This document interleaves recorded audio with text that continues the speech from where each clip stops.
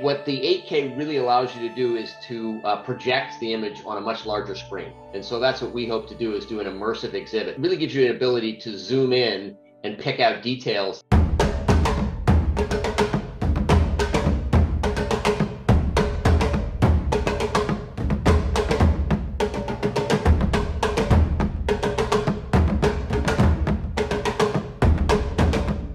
One of the folks who came with us was actually able to operate the camera.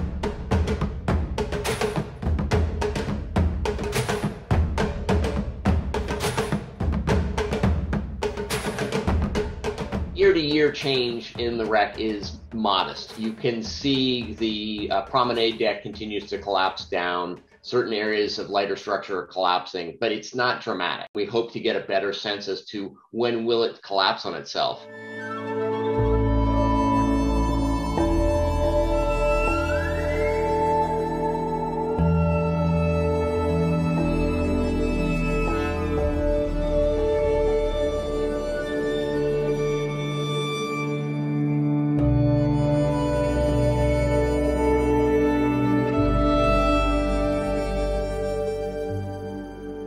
Primary feature of the Titanic's decay is the rusticles, the long, skinny, narrow, coming off all of the vertical surfaces.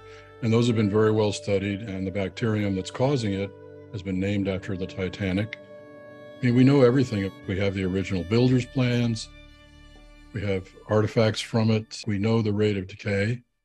So I don't know how much more there is to learn about that. And don't forget, this is a grave site. There are 1,500 dead people on that wreck site. So is it macabre to want to go down there?